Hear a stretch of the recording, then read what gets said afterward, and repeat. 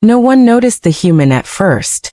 He worked at the far edge of Dock 9, where the lights flickered and the air smelled like old metal. His shop was small, made from scrap panels and broken doors. The sign above it did not glow like the others. It was written by hand. Mechanic, small fixes only. The human's name was Eli. He was not tall, not strong, not important. At least, that is what the galaxy thought. Every day, ships from many worlds landed at Dock 9. Traders shouted. Guards watched with cold eyes.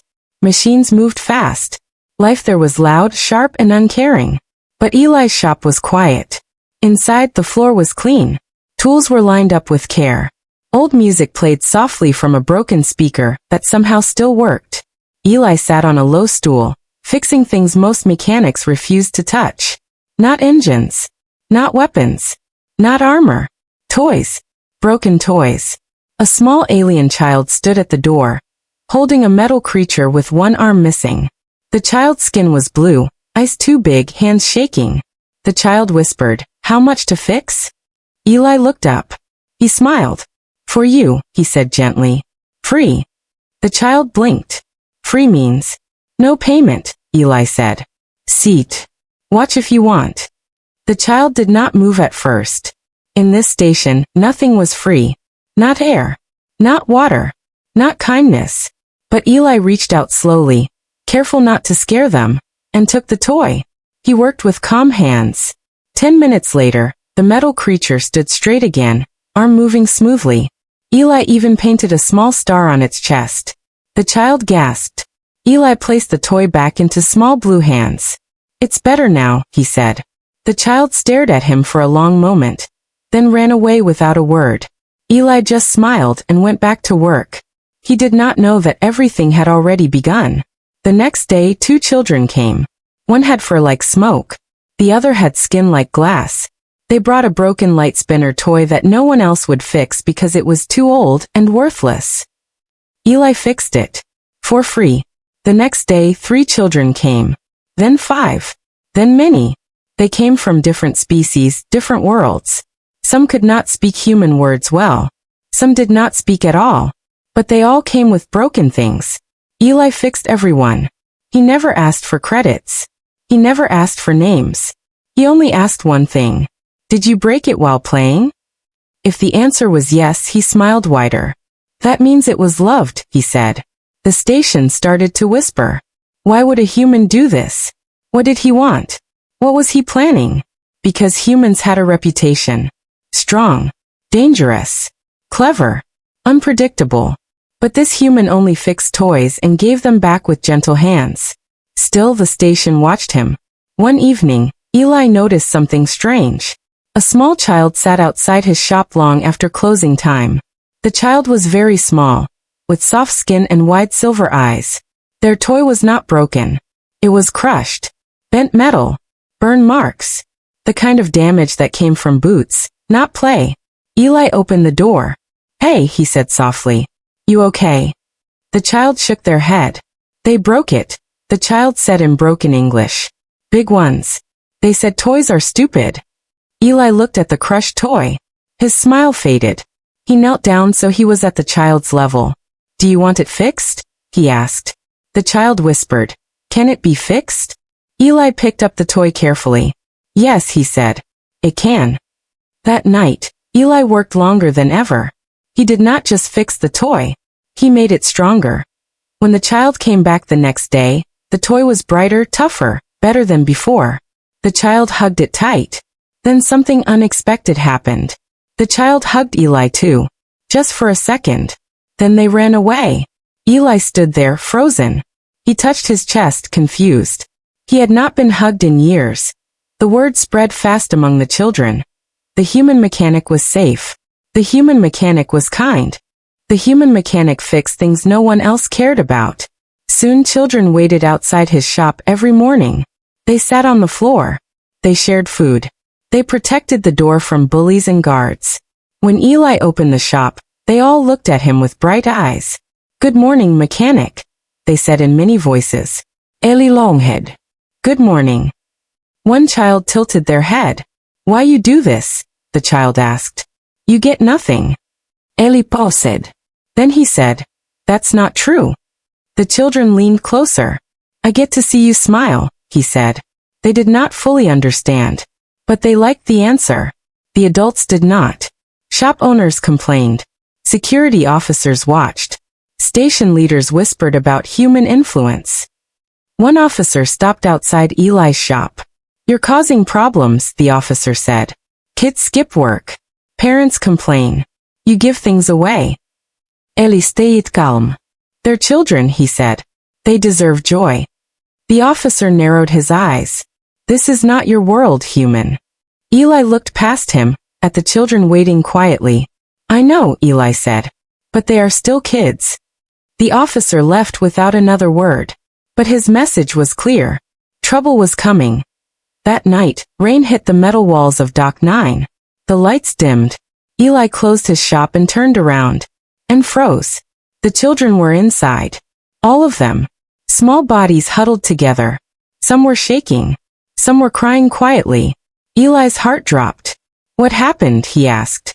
A taller child stepped forward. "They took our toys," the child said. "Security." They said no more. Eli felt something heavy rise inside him. Anger. Not loud. Not wild. But deep. Eli knelt in front of them. "Listen to me," he said. "You didn't do anything wrong." The children looked at him with fear. One small voice asked, "Will you go away too?" Eli swallowed hard. "No," he said. "I'm not going anywhere." A tiny child moved closer. What do we call you?" the child asked softly. Eli smiled, tired but warm. "My name is Eli." The child shook their head. "No," they said. "You fix. You protect. You stay." They hesitated, then spoke a word they barely understood. "Dad." The room went silent. Eli did not speak. He only felt his eyes burn. Outside, the station lights flickered again. And somewhere deep in the metal heart of Dock 9, systems began to notice something unusual. A human was no longer alone. The next morning, Dock 9 felt different. The lights were brighter than usual. Security drones hovered lower. Officers stood in groups, talking in quiet voices. Every screen on the station showed the same message for a few seconds before switching back. Unauthorized gatherings will be dispersed. Eli saw it as soon as he opened his shop. The children were already there. They stood close together, not playing, not laughing. Their toys were hidden under cloth or inside bags. Some looked up at Eli with worry. Some looked around, afraid. Eli knew this was not about toys anymore. Something had changed. "Come inside," Eli said calmly. "All of you." They hurried in. Eli locked the door behind them. Inside, the shop felt smaller than before.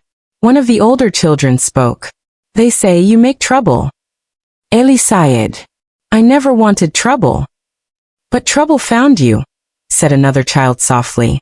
Eli looked at their faces. Fear, hope, trust.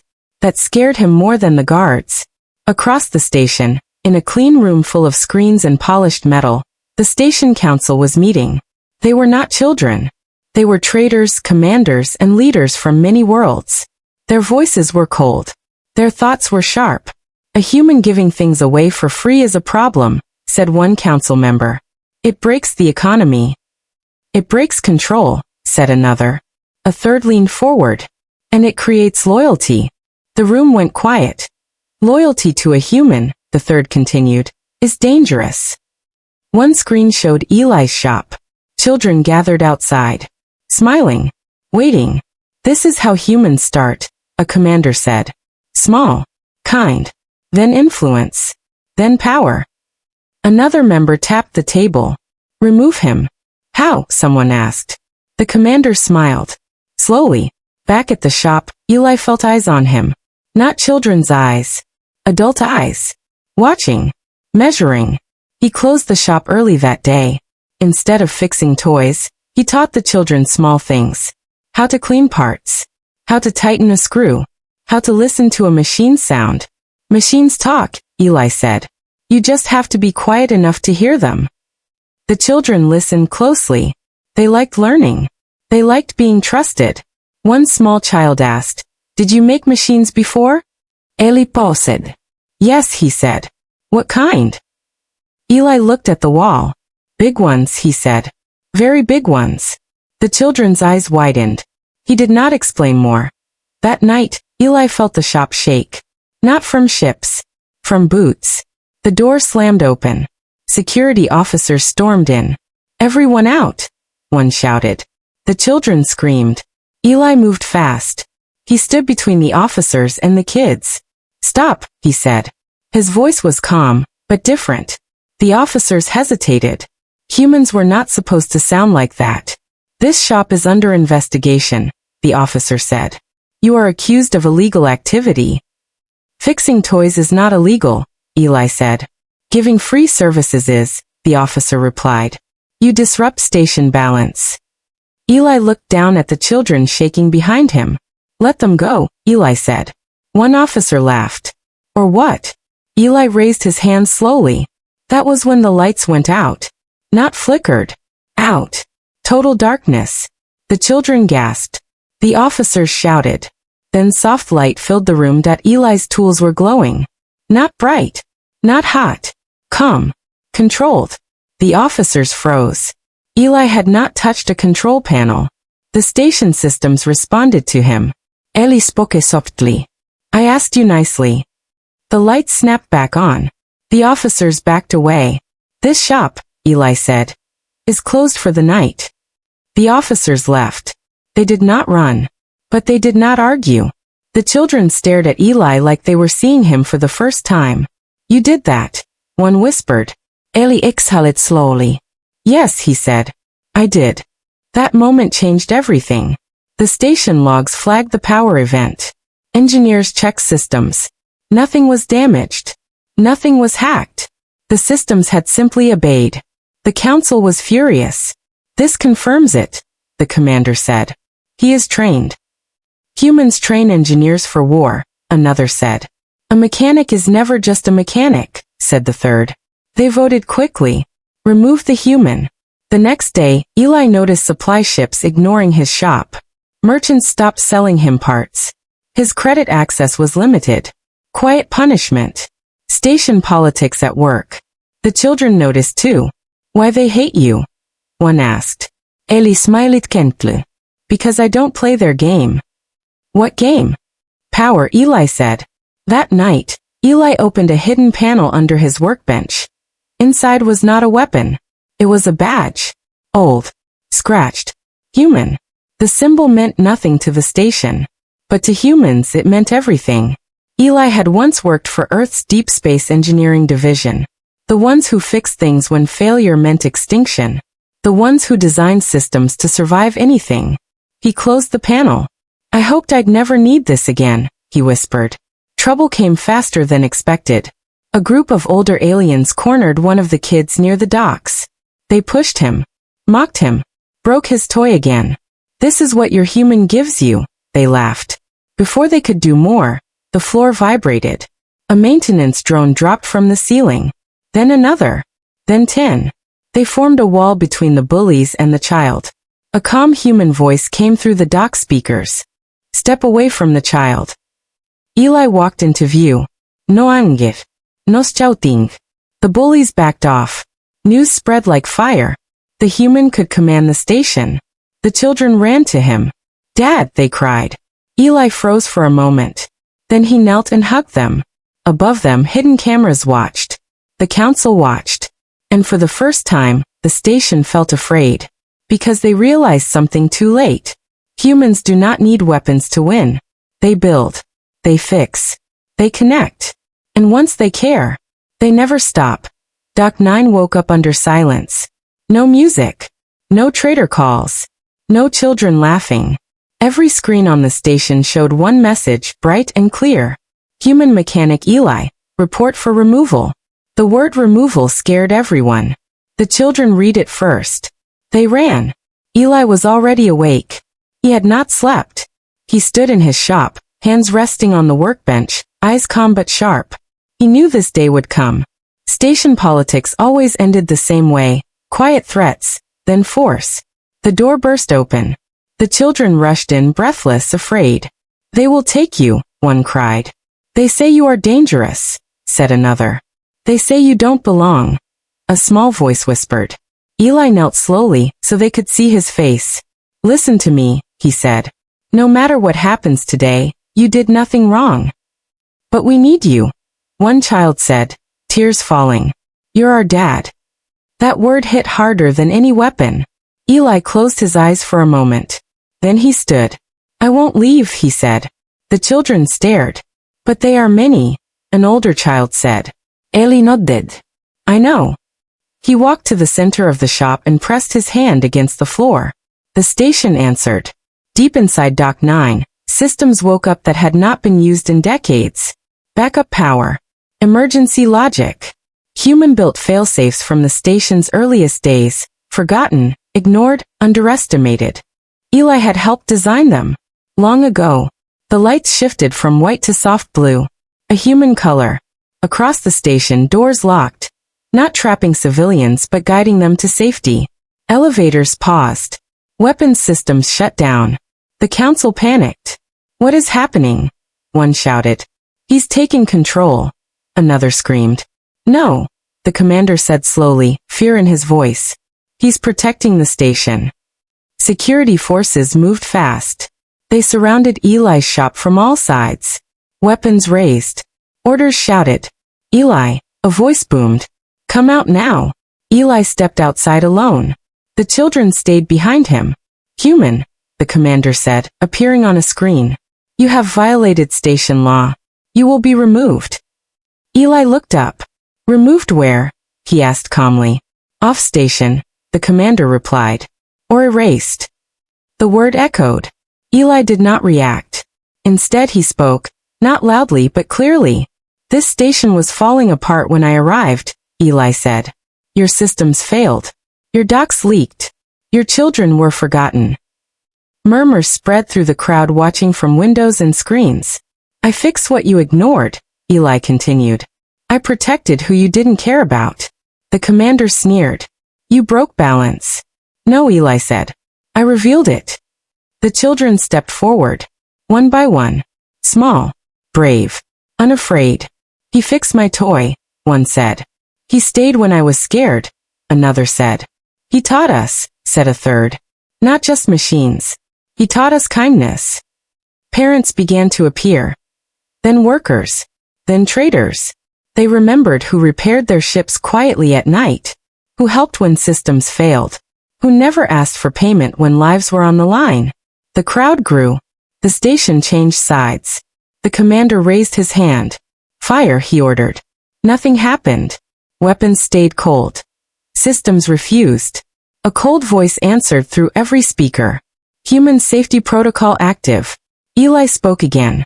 You see, he said, humans don't conquer first. He tapped his chest. We connect.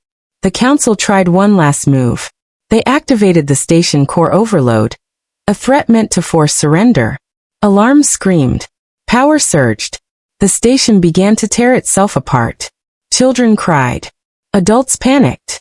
Eli ran. Not away. Toward the core. The children followed, until he turned. Stay, he said gently. Please. They listened. Eli entered the core chamber alone. Heat. Noise. Chaos. He placed both hands on the console. Sweat poured down his face. This station is scared, he whispered. It doesn't want to die. His fingers moved fast. Human fast. Lines rewrote themselves. Systems realigned. The overload stopped. Silence returned. Dock 9 lived. Eli collapsed to his knees. Exhausted. Alive. When he walked back out, the station waited. The commander's screen flickered, then went dark. The council had lost. Not by force. By truth. Hours later, Dock 9 looked different. Children played again. Lights felt warmer. Shops reopened. A new message appeared on every screen. Eli, station mechanic and guardian. Eli stood outside his shop watching the kids laugh. One asked, Are you leaving now? Eli smiled. No, he said. This is home. Another asked, Will you always fix our toys? Eli knelt. I'll fix more than that, he said. The children hugged him. All of them. The station watched. And far away, across the galaxy, records updated quietly. A simple note appeared in many files. Warning: humans do not rule with fear. They rule with care. And once they call somewhere home, they will never let it fall. Eli looked up at the stars through the dock's open ceiling. He was no hero, no king, no soldier, just a human mechanic, a dad.